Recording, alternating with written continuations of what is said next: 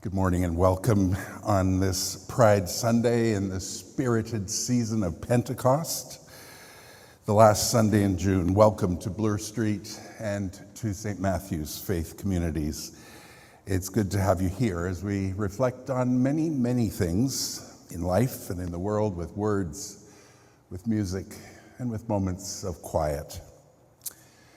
Beginning in the pews and ending in the streets, Pride Sunday makes a powerful yet simple theological statement that God's love includes everyone, no exceptions, none.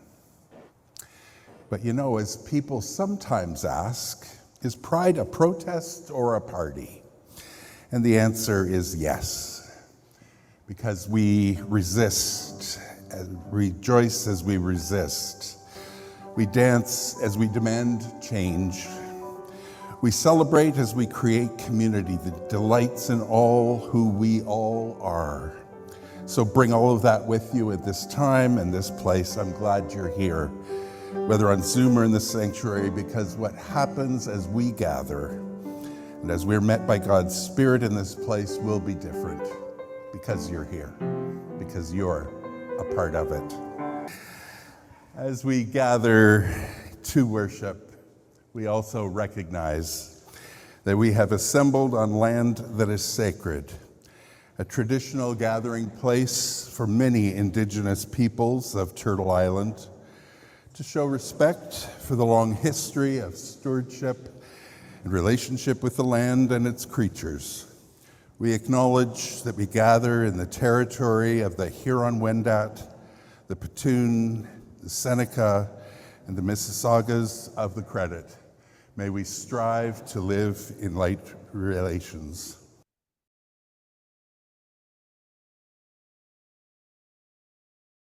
I will be introducing our guest speaker in a few moments, Rob Norquay, but first we have chosen a reading that leads into Rob's story of the play that he wrote and produced earlier this year. And the story comes from the early church in Acts. And Luke, who is the author of Acts, spends a long time working towards the story that we come upon in Acts chapter 15. From basically chapter 10 on, Peter and Barnabas and Paul and others have been encountering Gentiles, non-Jews and pagans, and getting to know them, listening to them, even as they are sharing Jesus' words of good news with them. And Luke makes very clear that this approach, which was so disconcerting for other Jews, is in fact what happens when we follow what God's Spirit is revealing bit by bit. God is the one who is acting. God has sent these people out on the road, and they're encountering unmistakable signs of faith in people who know nothing of Judaism. For the Jewish followers of Jesus to separate Jesus' life and works, his ministry, from his Jewishness was a painful step. It required changes and the loss of things they had come to believe were essential to their identity and their values. But in the end, their objections, as legitimate as they were, had little weight in the face of Peter's single question, who am I to get in God's way? It's a question the church is asking a lot these days. Who are we to get in God's way? If God wants to enter into a relationship with all of humanity, then that is what they need to be about. So they took steps, the meaning of which they only really understood much later. That is the way it is in the life of the community of faith. God's Spirit leads and opens up new things, new ways, holds together what we at first might have thought was incompatible, And only gradually does an awareness of what took place become clear and get expressed. Have we ever had experiences like that have opened us to God before we could explain, even to ourselves, the meaning of what we had just experienced? Our reading begins in Acts 14 at verse 25 and goes through to Acts 15, verse 15. Working their way back, Paul and Barnabas finally caught a ship to Antioch, where it had all started. Launched by God's grace and now safely home by God's grace, a good piece of work. On arrival, they got the church together and reported on their trip, telling in detail how God had used them to throw the door of faith open wide so people of all nations could come streaming in. Then they settled down for a long, leisurely visit with the disciples. It wasn't long before certain individuals came from Judea, insisting that everyone be circumcised. If you're not circumcised in the Moses tradition, you can't be saved, they said. Well, Paul and Barnabas were up on their feet at once in fierce protest. The church decided to resolve the matter by sending Paul, Barnabas, and a few others to put it before the apostles and leaders in Jerusalem. After they were sent off on their way, they told everyone they met as they traveled through Phoenicia and through Samaria about the breakthrough to the non-Jewish outsiders. Everyone who heard the news cheered. It was terrific news. When they got to Jerusalem, Paul and Barnabas were graciously received by the whole church, including the apostles and the leaders, and they reported on their recent journey and how God had used them to open up things to outsiders. Some Pharisees stood up to say their piece. They had become believers in the way of Jesus, but they continued to hold to the hard line of the Pharisees. You have to circumcise the pagan converts, they said. You must keep the law of Moses. The apostles and leaders called a special meeting to consider the matter. The arguments went on and on, back and forth, getting more and more heated. Then Peter took the floor.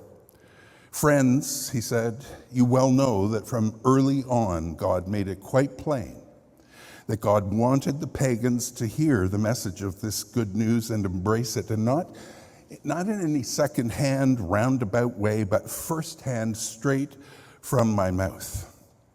And God, who can't be fooled by any pretense on our part, but always knows a person's thoughts, gave them the Spirit exactly as God gave her to us.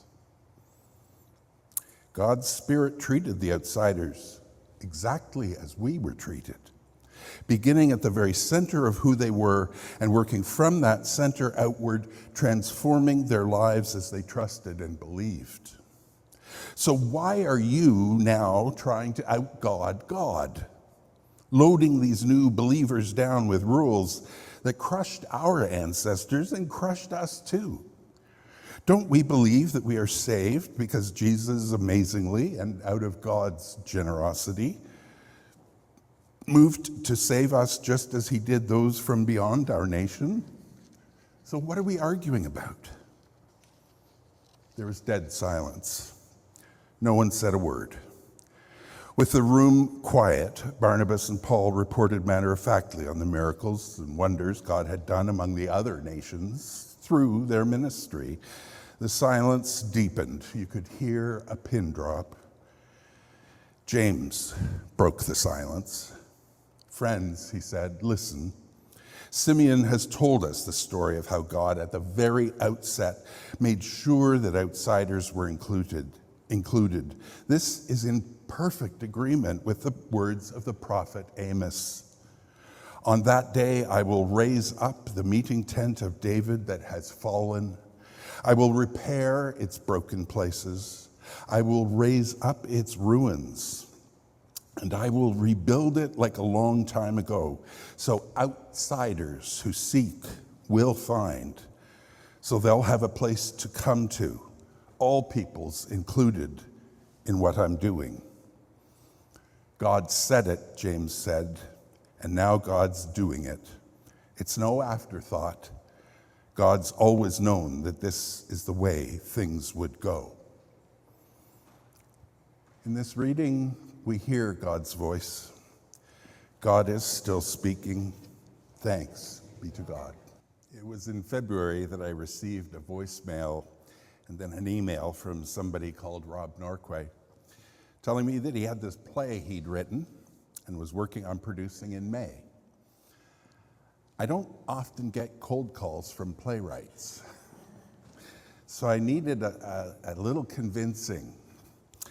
And when Rob wrote me back, he convinced me. He wrote, many friends that have read the script did not know that electroshock aversion therapy was used in Canada on homosexual deviants, as we were called then, during the mid-1970s, Rob wrote. The play is inspired by a story told by a friend about two men, also friends, who met in the waiting room of a doctor that performed this therapy on gay men in Toronto in the early 70s. In writing the play, I discovered another friend who also underwent this therapy in an attempt to save his marriage. I saw the play in May at the Alumni Theatre with a group of friends, and it was amazing. And I wanted Rob to tell more of that story and his story. So I asked him if he would join us today, and he very graciously agreed, although he has a wedding coming up next weekend, his own. So squeezed us in, and I'm really grateful. He has a lot to tell us, and the creativity I've now seen to tell it well. So here's Rob Norquay with something of his story and the story behind the play, Long Live the Rainbow. Thank you, Rob.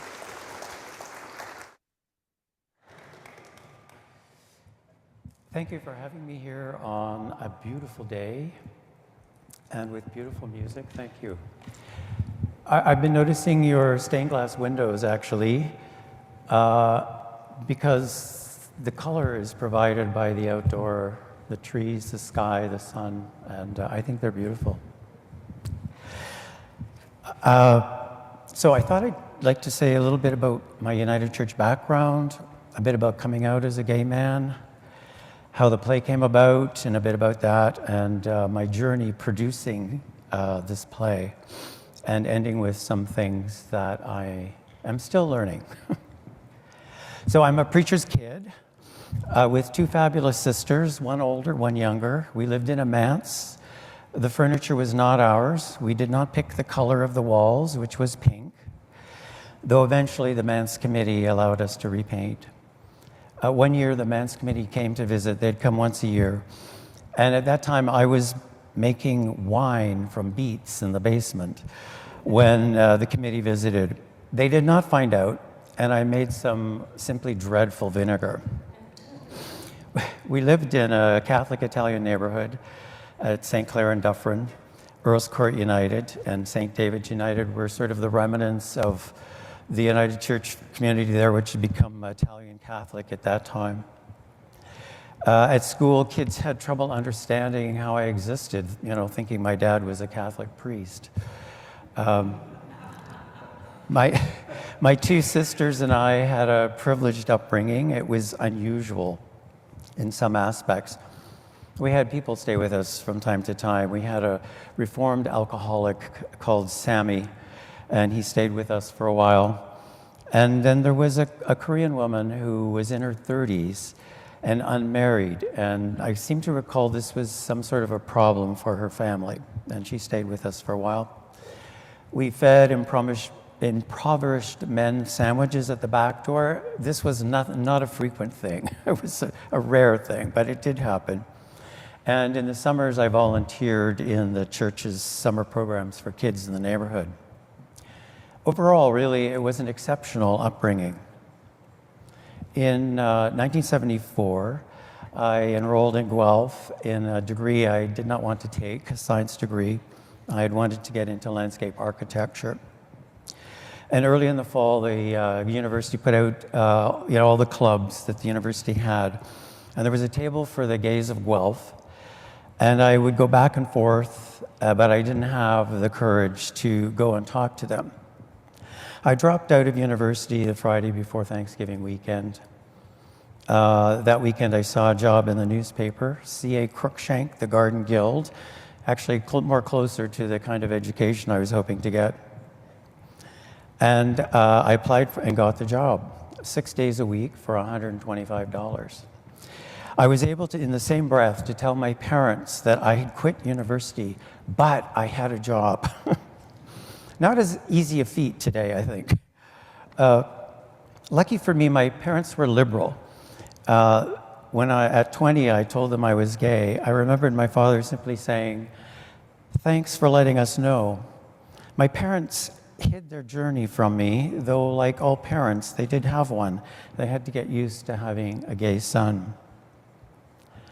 I felt like I didn't quite fit into gay culture.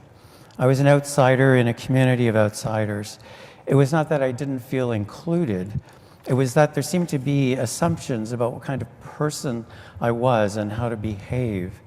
And there were no role models as there are today in the movies or plays or people just living their lives openly. I didn't know that there were different ways to be gay. The character Roger in my play struggles with this as I did. So a bit about the play. I'm going to skip over my entire career in human resources in the Ontario Public Service. I discovered I missed writing after I retired. And my mother had been in this group called Act Two Studio. It's a seniors group that worked out of Ryerson, as it was called then. And I joined, and soon there was a playwriting course offered. My first course was a 10-minute play, Good Grief. It's a universal story about two siblings packing up their mom's house after her death. That was in 2018, 4 years after my own mother's death. Soon the short plays piled up, and then a full-length play, Accommodations. This was never put on, not yet anyway, about the remnants of a community theater group living together in a motel, complete with a millennial helper and a prankster ghost. I should clarify, I've had only 2 short plays until the full-length Long Live the Rainbow this May put on. So in 2019, a friend told me this story about 2 friends that met very unusually in this waiting room of a doctor that did electroshock aversion therapy. And these friends had been, prior to the pandemic, to their 50th anniversary, so they have been in a very long-term relationship. I have friends in 30, 40-year, 50-year relationships, actually, gay and lesbian friends. So the play itself was developed over 5 years. It started during the pandemic. It started as a 10-minute comedy. And if you're learning to write plays, it's helpful to have a dramaturge. And so my dramaturge, Catherine Frid, said, well, there's a lot more to this story. And so briefly, a dramaturge is someone who helps find your play. They ask you a lot of questions. They look at characterization, the story arc. Does the protagonist have a journey? Things like that. The other thing that was happening while I was writing the play, as all of us know, was the rise of hate against women, trans, LGBTQ people, Jews, Muslims, and the world has become a rather terrifying place. In 2020, I found a report online by the International Rehabilitation Council for Torture Victims. The report spoke of beatings, starvation, solitary confinement, rape, forced surgery as treatments that were considered therapy. So I have this play that's about Toronto in the 70s, and I wanted to find a way to to remind people that, we're in a pretty safe country, although it's shifting, but there's more than 70 countries across the planet where gay and lesbian and trans people are not accepted. So Maureen Mohammed is an immigrant that became a character that I could in a small way suggest what's happening today in other countries. Conversion therapy is now banned in Canada, but it's clearly still happening. So briefly, those who did not get a chance to see the play, the story is about two men struggling with their past. They bear no resemblance to my friends. Matt, who left home at 15 to escape his father's violence, survives on the streets as a prostitute, but eventually becomes a journalist. And Roger, from a religious background, struggles with accepting who he is. Matt, sensing the scientist performing the treatment is a repressed gay man, threatens to out the doctor and finds a way to end the sessions, which have been mandated by a parole officer. Roger continues the electroshock sessions while also going to gay bars, much like another friend who told me he was taking those treatments but then still going to gay bars. We're complicated people, humans. The two men, as I said, meet in the waiting room. The rest is really about how the community nurtures them, as they are all buffeted by the various events that unfold in the 70s and 80s and on, AIDS being one of these, of course. Another focus had to be how to include more women in this story. I decided the addition of some neglected lesbian history was needed. Two new characters, Sandy and Joe, were born. Radical lesbians who illegally broadcast community news from their minivan somewhere in downtown Toronto. How I wish they had really existed. When we found our actors for Sandy and Joe, we liked them so much, I wrote more newscasts for them. So a little bit about producing the play, not something I had ever done before. So I looked for more than a year. I thought I must have an LGBTQ director. And for whatever reason, I was not successful.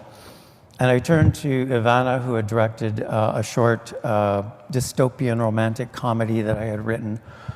And she read my play, and she got the story and the importance of it. So Ivana, a straight woman, became my director. Theaters these days do not take unsolicited scripts. The only way to put on a play is to fund it yourself or somehow raise the funds. Arts grants typically give money for creation, but less so for producing. So I became a producer, learning as I went. I had to learn about auditions, how and when to advertise for actors, renting a rehearsal space.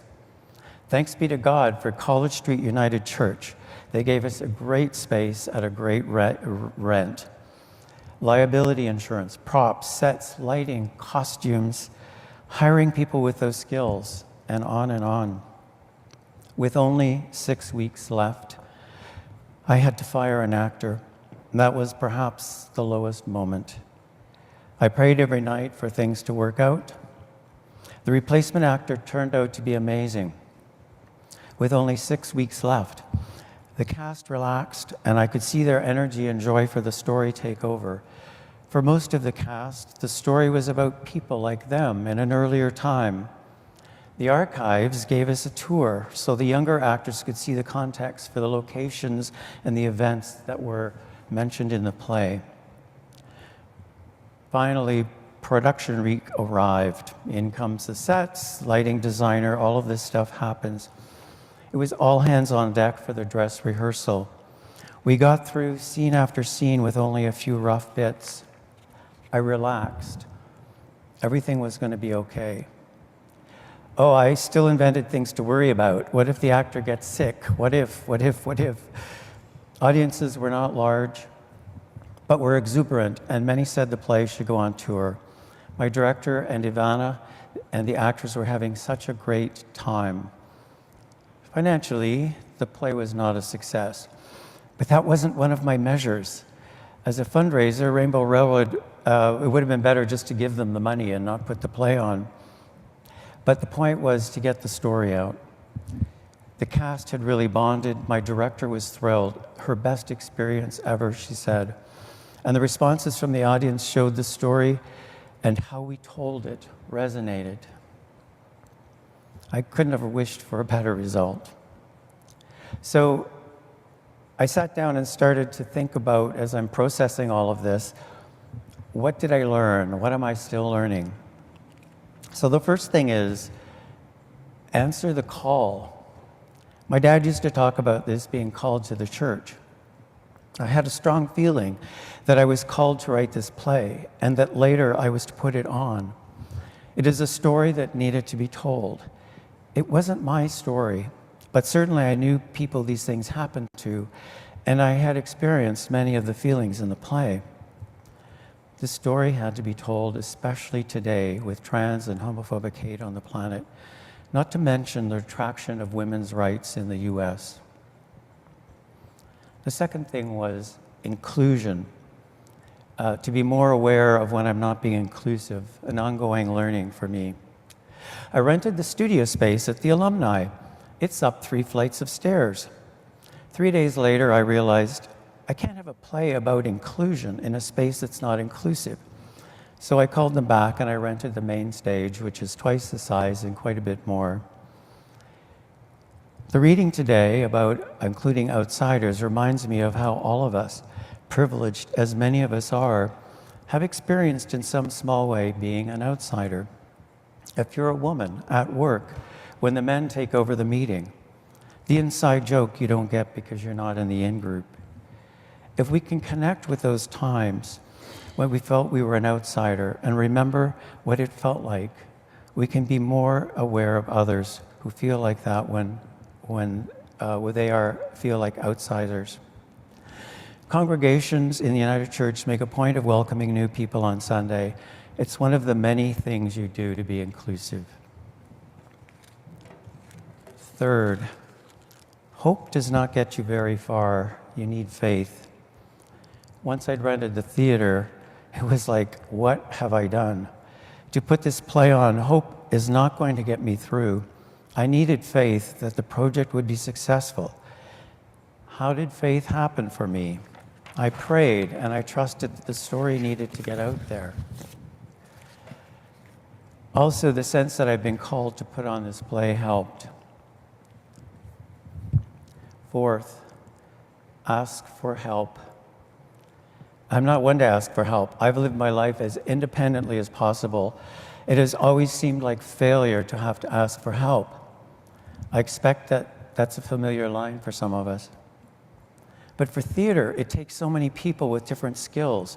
I was forced to ask for help over and over.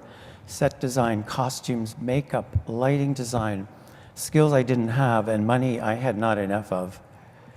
Only one person was paid the rate they were asked. The rest were volunteers, or for the actors, paid honorariums. I'm not sure I'd ever asked God directly for help. I've said things like, may I overcome this problem, but never a very bald, open, help me, God. But to have the strength to carry on when many new things arose. I asked for help from God, and she delivered. 5, letting go. I hired people to direct, stage manage, build a set, how to trust them to do their jobs, how to be in the background, yet available if they needed something. A few disasters arose, but somehow we got through them. You write a play, then you hand it over to the director who sees different things in your play. Then the director hands this over to the actors who are the only ones on stage. It's a fascinating process of letting go and trusting. 6, collaboration, allowing others to lead. We had actors that could sing and dance.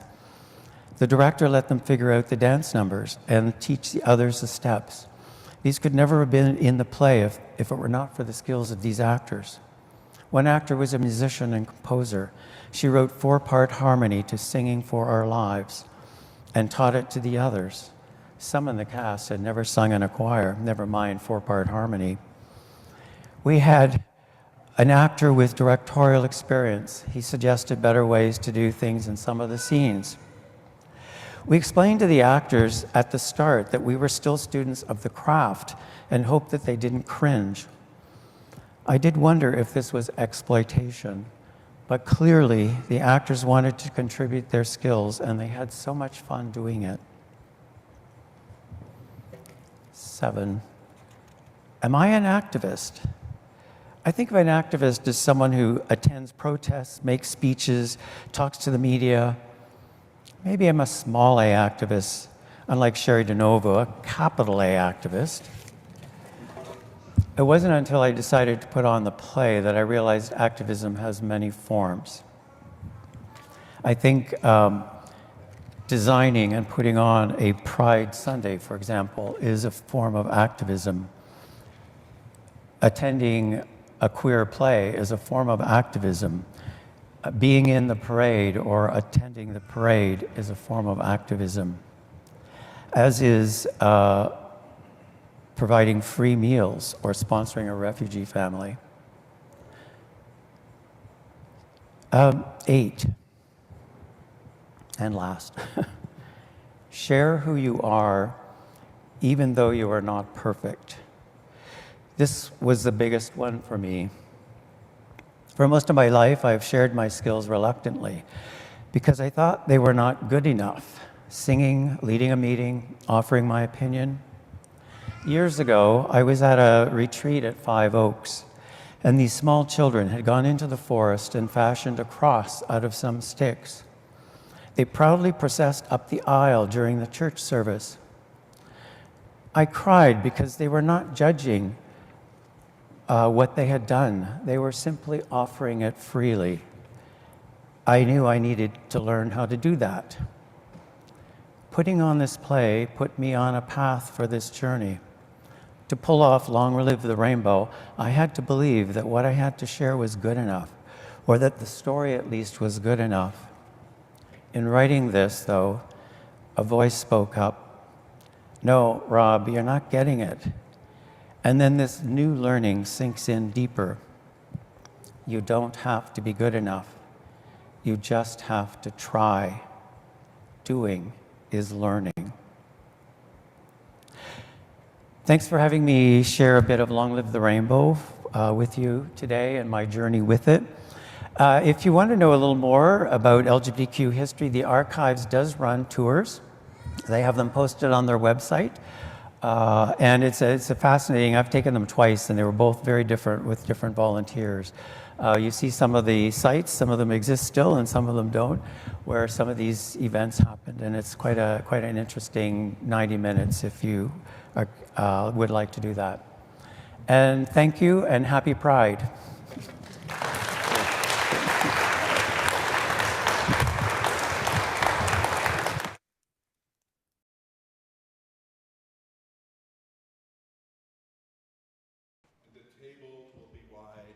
And the welcome will be wide, and the arms will open wide to gather us in, and our hearts will open wide to receive.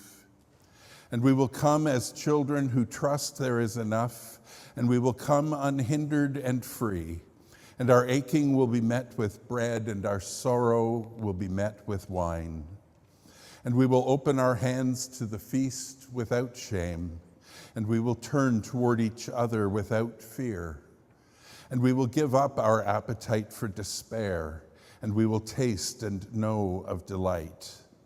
And we will become bread for a hungering world, and we will become drink for those who thirst, and the blessed will become the blessing, and everywhere will be the feast. Go in peace.